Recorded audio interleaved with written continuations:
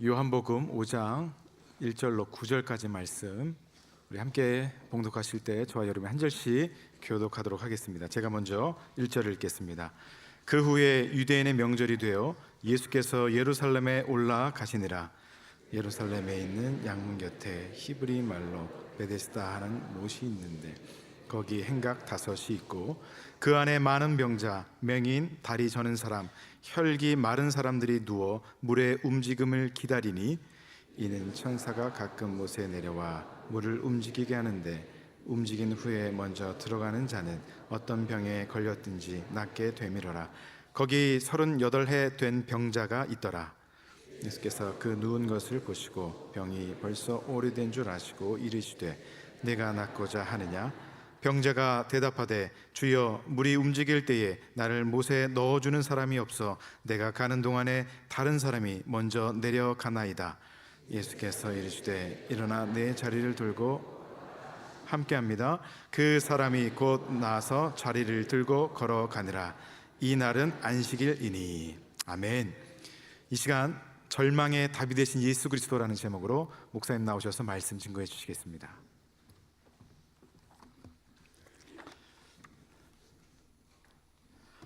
명절 잘 지나셨습니까?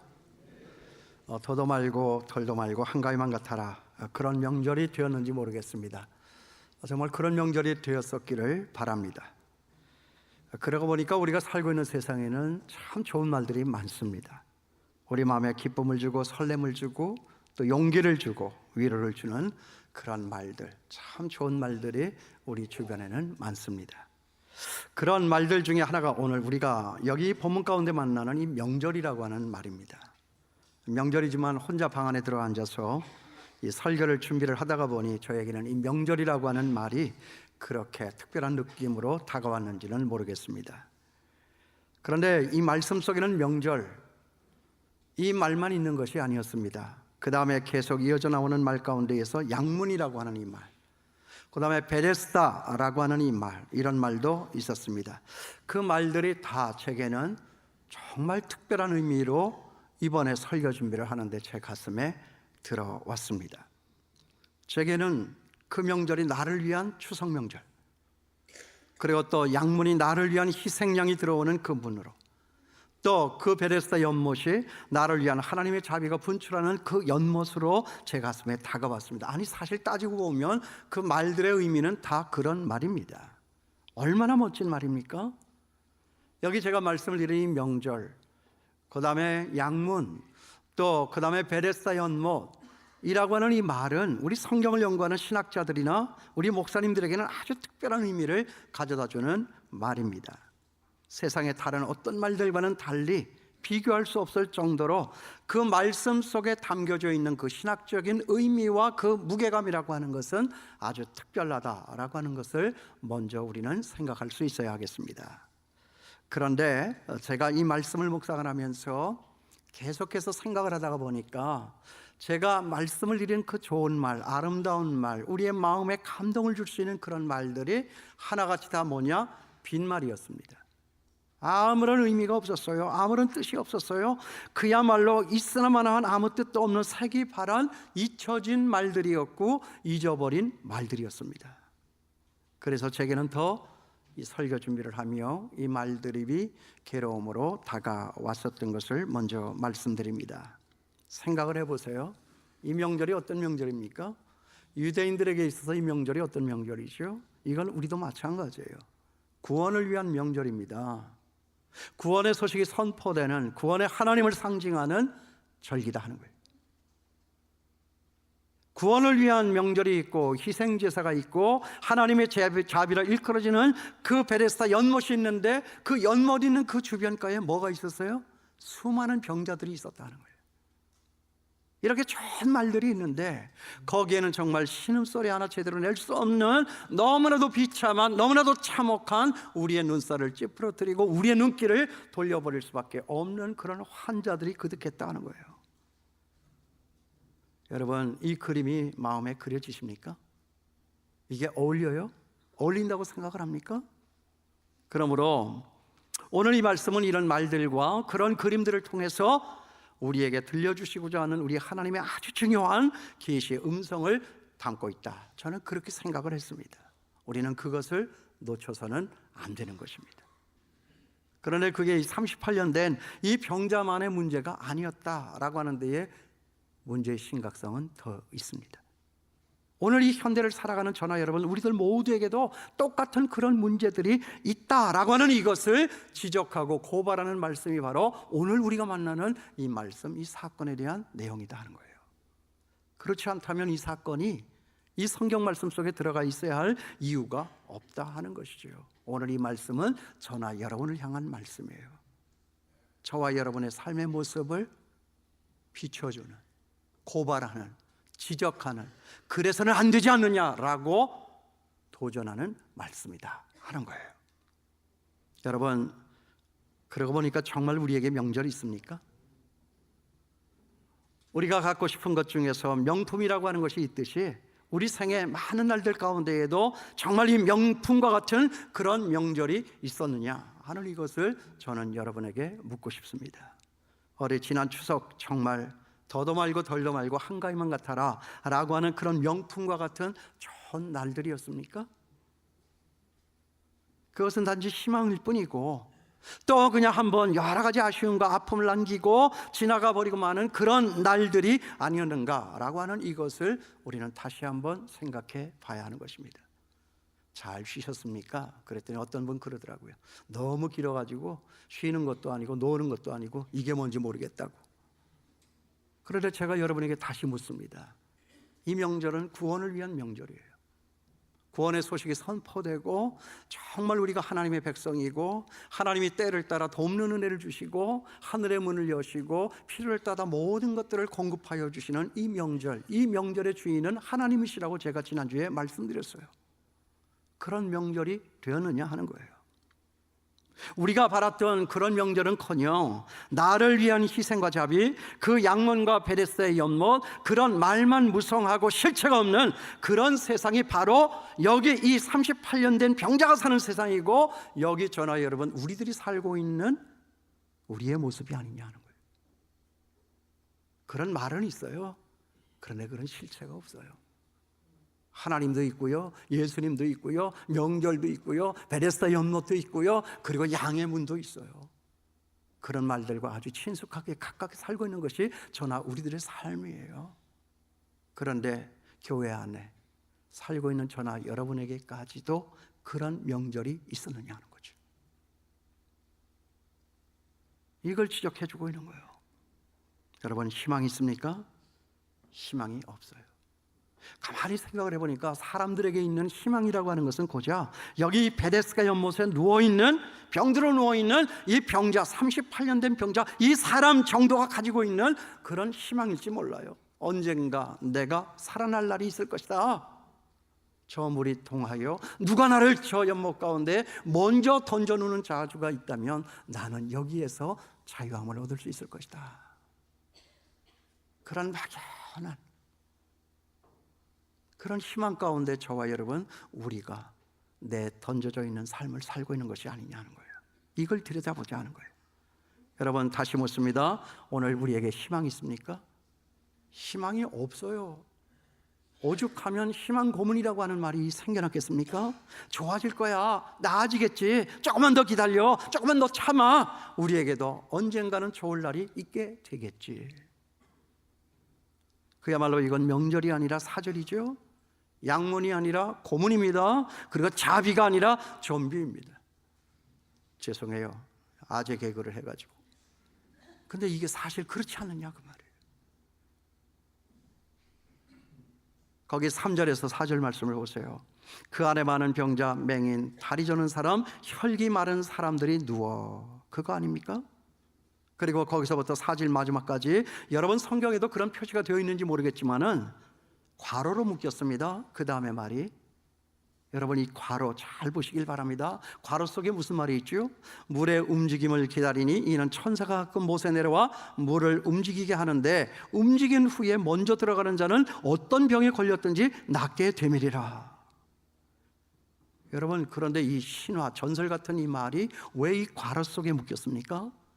두 가지 경우를 생각을 해볼 수 있어요. 첫째는 뭐냐 하면 원래는 원본에는 없는데 사본을 만드는 사람들이 이 배경을 잘 설명을 하려고 하다가 보니까 거기에 가로를 묶어서 그 말을 거기에 넣은 것이다 라고 하는 그런 신학자들의 주장이 있어요. 또 다른 하나는 뭐냐 하면 이건 제가 생각하는데 그런 일은 자기네들이 생각을 해봐도 뭐 물이 돌면 그 가운데 병자들이 먼저 들어간 자가 나을 수 있겠다, 뭐 이게 뜬금과 같은 정말 상식에 벗어난, 자기네들이 생각을 해봐도 이건 이런 일은 있을 수가 없다라고 생각을 해보니까 그렇다라고 먼저 사본에 이렇게 써 있는 것을 자기네들이 그냥 확 빼버릴 수는 없으니까 그냥 너무나도 민망하기 때문에 할 수 없이 거기에 가로를 쳐가지고 이것이 원문에는 있다 혹은 없다, 그건 나도 모르겠다라고 하는 표시로 그렇게 괄호로 묶어놓은 것이 아닌가, 그런 생각을 해보는 거예요. 아무튼 이 명절은 구원의 날이에요. 나를 위한 구원의 날입니다. 또 이 양문, 희생 제물이 들어가는 문입니다. 나를 위한 그 희생의 제사가 드려질 때 쓰여지는 그 희생 제물, 양이 들어가는 문입니다. 베레스다 연못, 하나님의 자비입니다. 나를 위한 하나님의 자비가 분출하는 그 연못, 하나님은 자비이시다 라고 하는 이것을 실체적으로 상징화해서 우리에게 보여주고 있는 이 연못이다 하는 것이죠. 그러니까 나를 위한 구원의 날도 있고 희생제물도 있고 자비가 분출하는 그런 연못도 있는데, 그런 것들과는 아무 상관없이 물이 통할 때 먼저 들어가는 사람이 낫는다, 그것도 하나님이 아니라 이 연못이, 요거 생각하라는 거예요. 이거 생각하라는 것입니다. 여러분, 여기 이 연못가에 누워있는 이 사람들의 풍경이 오늘 여기 이 시대를 살아가고 있는 저나 여러분, 우리의 현대인들의 모습과 너무나도 흡사하다라고 생각하는 이것이 저만의 생각이겠습니까? 좋은 말들은 있어요. 좋은 구호도 있어요. 좋은 정치적인 슬로건도 있어요. 좋은 각 정당의 공약도 있어요. 그러나 우리의 삶이 나아지고 있었느냐는 거예요. 우리에게 희망이 있습니까?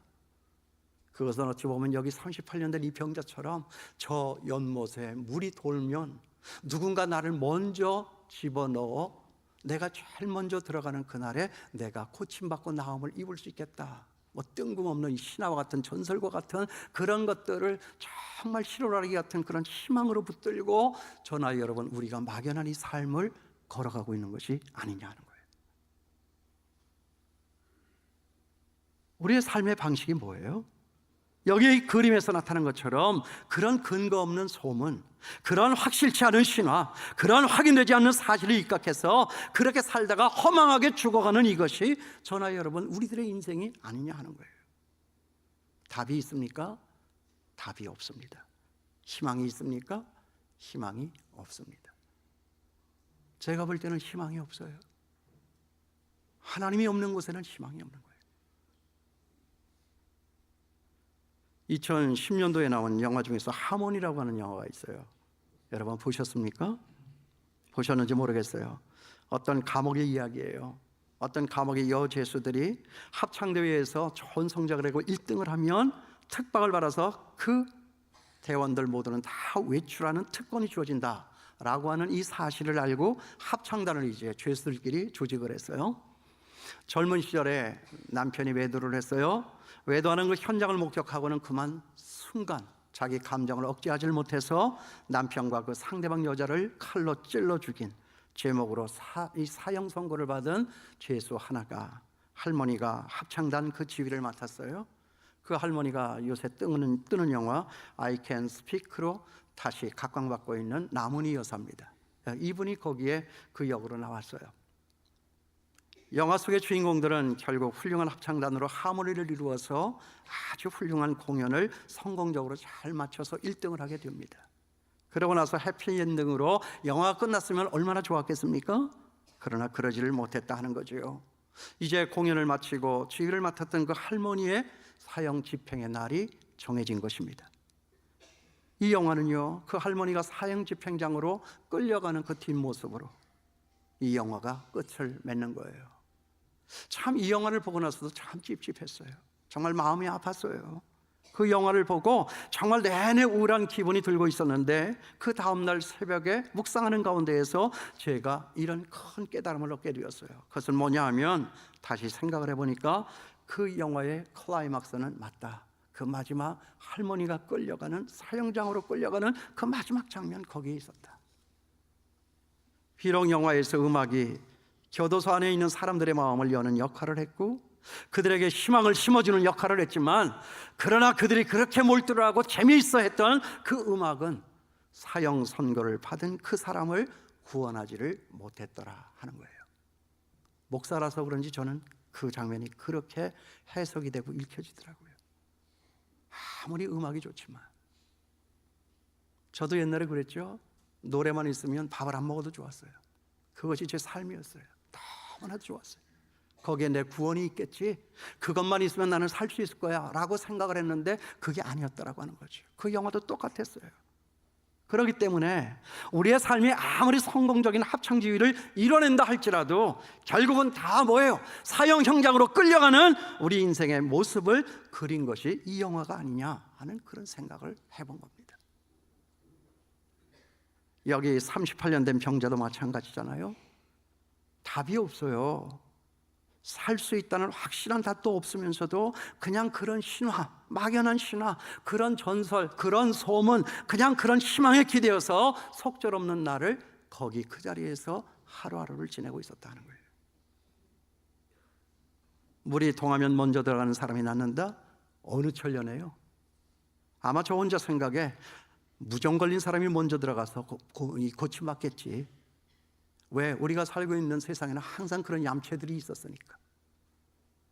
거기 병자들이 누워서 숨을 헐떡이면서 자기 몸도 가누질 못하는 사람들이 어떻게 연못에 물이 돌면 거기에 먼저 들어가서 고침을 받을 수가 있겠느냐 하는 거예요.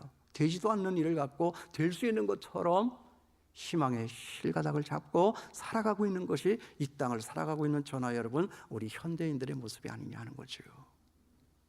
여러분, 희망이 있습니까? 무슨 희망이 있습니까?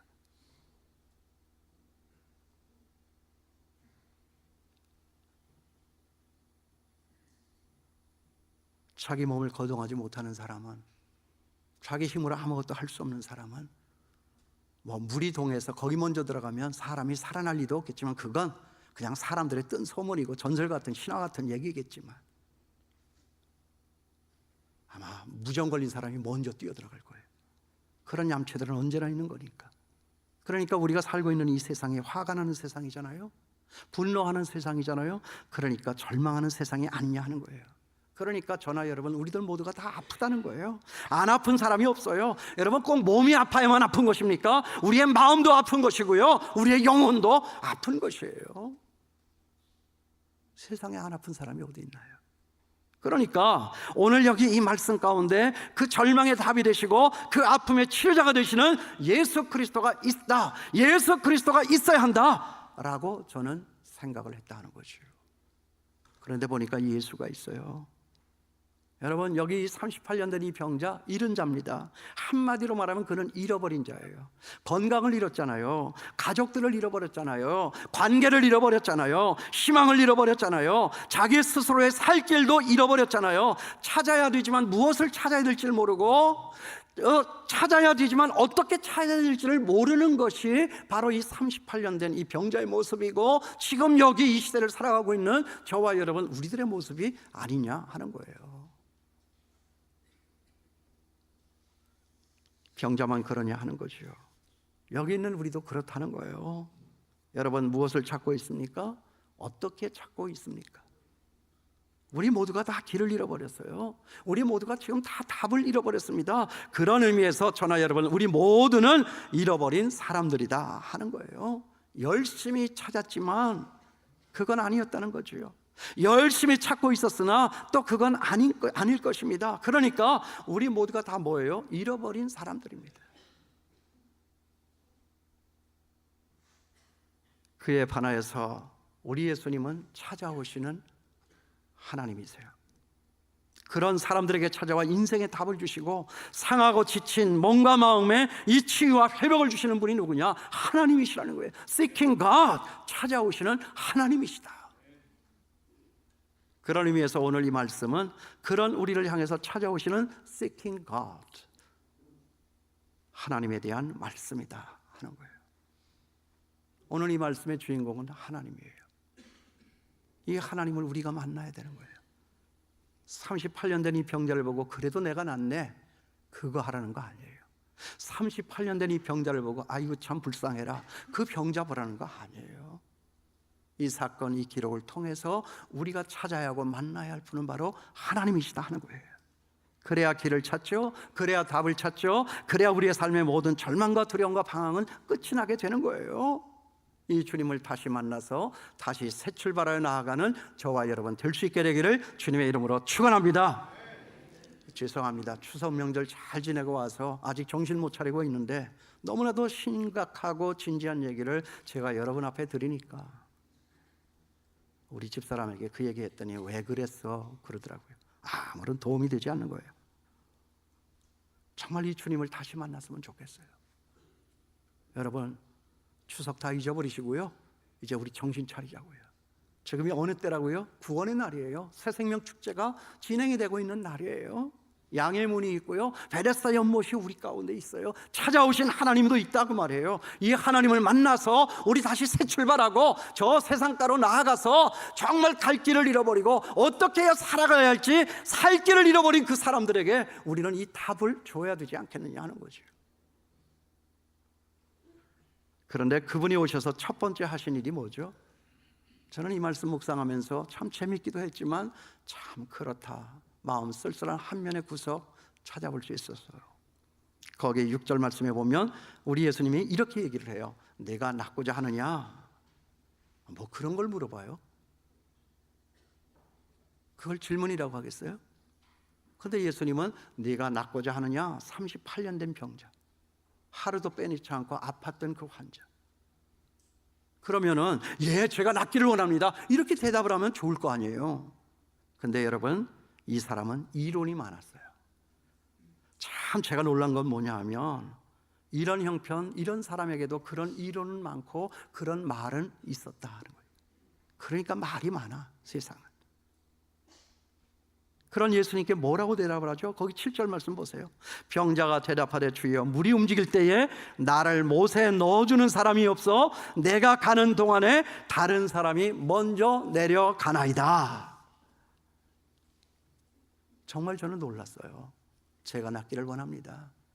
몰라서 묻냐? 쓸데없는 소리 말고 먹을 거나 주고 가. 아니면 그렇게 예수님 앞에 정말 핀잔을 주고 쫓아버려야만 했어요. 그런데 이 병자가 뭐라고 얘기를 합니까?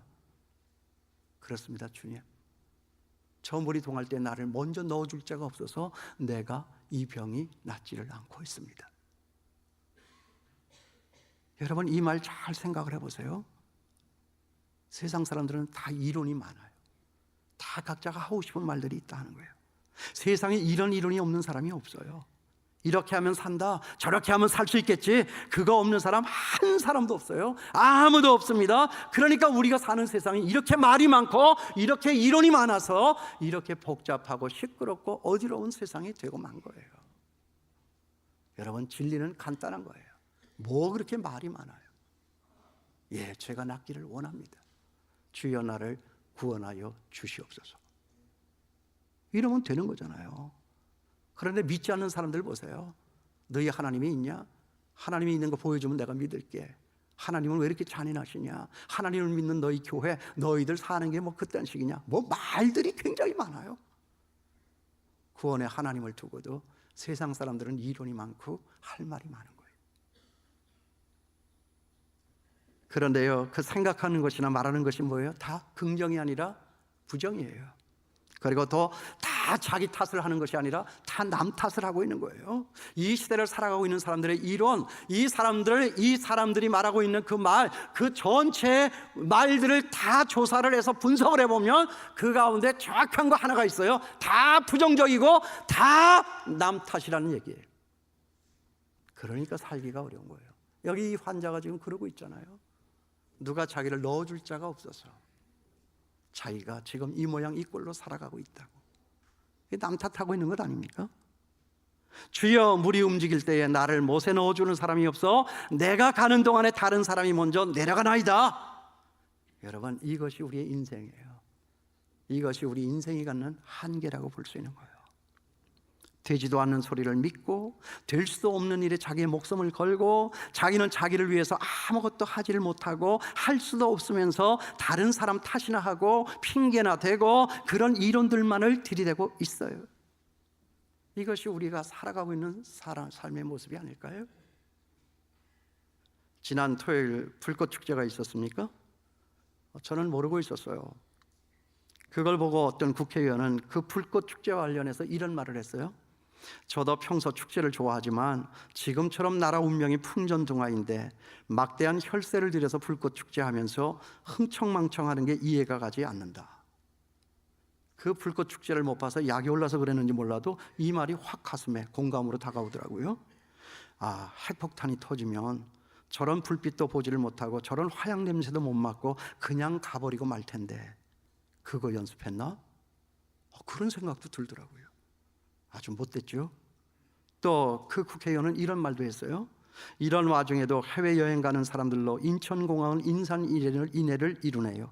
모든 건 사회 구조 탓, 남 탓이고 내가 공동체를 위해서 어떻게 해야 되겠다라고 하는 얘기는 없다.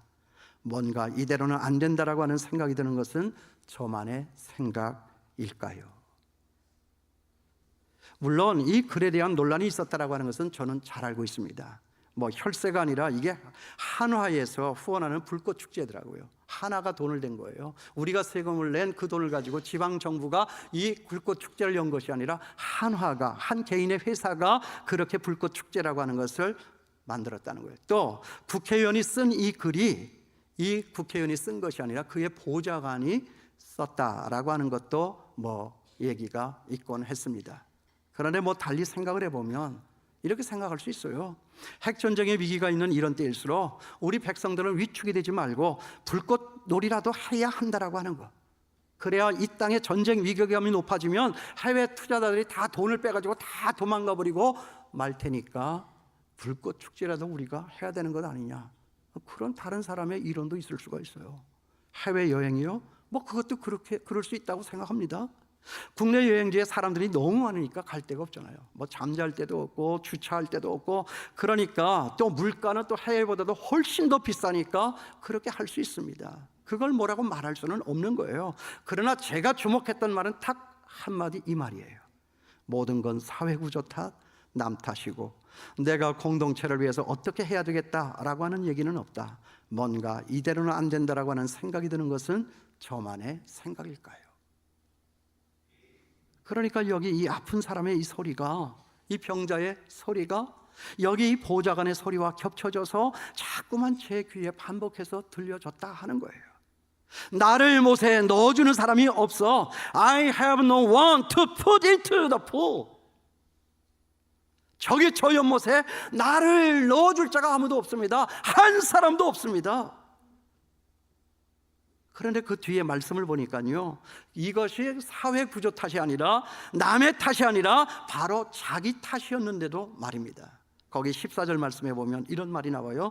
그 후에 예수께서 성전에서 그 사람을 만나 이르시되 보라, 네가 나았으니 더 심한 것이 생기지 않게 뭐라고 그랬어요? 다시는 죄를 짓지 말라. 그러니까 그렇게 자기가 아픈 것은 자기가 낫지를 못하고 그렇게 38년 동안이나 누워 있었다라고 하는 것은 다 1차적으로 자기 탓, 자기 안에 있는 죄 때문에 그랬다라고 정확하게 이 말씀은 지적을 하고 있어요. 여러분, 우리가 살고 있는 이 세상이 왜 이렇게 불행하고 못 살게 됐나요? 왜 이렇게 가난하고 다 병든 세상으로 살아가고 있나요? 그것은 다 너나 나 우리 속에 있는 죄 때문에 그런 거예요. 개인도 그렇고 나라도 그렇고 다 우리 안에 있는 그 죄 때문에 그렇다 하는 거예요. 죄 때문에 못 살게 된 거예요. 공산주의가 부추긴 그 게으름, 자본주의가 부추긴 그 탐욕, 그 게으름과 탐욕이 하나님을 떠나서 우리가 살고 있는 이 세상을 이렇게 병들게 하고 못 살게 했다 하는 것입니다. 여러분 아십니까? 이것이 하나님이 없는 세상 사람들의 삶의 모습이다 하는 거예요. 문제의 근원을 몰라, 문제의 발단을 몰라, 자기 속에 있는 죄가 하나님을 거절하고 하나님을 외면했던, 그래서 자기 뜻 따라 자기 욕심 따라 자기 하고 싶은 대로 살았기 때문에 미국도 그러하고 중국도 그러하고 러시아도 그러하고 일본도 그러하고 저 북한도 그러하고 또 심지어는 우리까지도 그러했기 때문에 우리가 살고 있는 이 세상이 이렇게 못 살고 병들고 가난하고 불행하게 된 것이다 하는 거예요.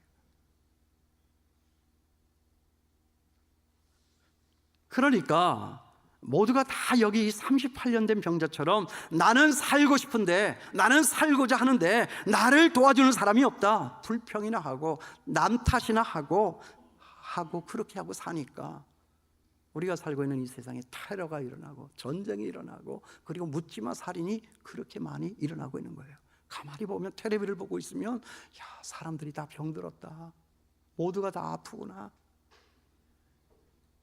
그런 생각이 절로 드는 거예요. 그러니까 희망이 없죠. 그러니까 절망뿐이에요. 그러므로 절망의 답이 되시는 예수 그리스도, 오늘 이 말씀 가운데 나오는 우리 예수님이 답이 되고 길이 되고 희망이 된다 하는 것입니다. 그러므로 이제 저나 여러분 우리들 모두가 그분을 만나야 합니다. 그분을 만나서, 그분을 만나면 이제 우리는 이렇게 말할 수 있습니다. I have no one. 나에게 아무 사람도 없습니다 라고 하는 것이 아니라 I have everything. 나는 모든 것을 다 가지고 있습니다. 예수를 가지면 다 가지는 거예요. 예수를 가지면 세상에 있는 것 다 없어도 다 가진 거예요. 그런데 예수가 없으면 세상에 있는 것 모든 것 다 가져도 하나도 가진 것이 없는 거예요. 이것이 오늘 우리의 삶의 모습이라는 거예요. 그러므로 오늘 여기 이 말씀에서 가장 아름다운 말이 뭐죠?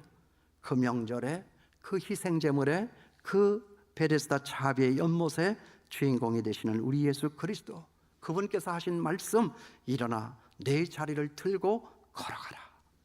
일어나 내 자리를 들고 걸어가라. 이 말씀 듣고 일어나서 세상 가운데로 나아가서 구원이 여기에 있고 그 구원이 하나님께 있음을 힘있고 정확하게 담대하게 외쳐 살아나가시는 저와 여러분 될 수 있게 되기를 주님의 이름으로 축원합니다.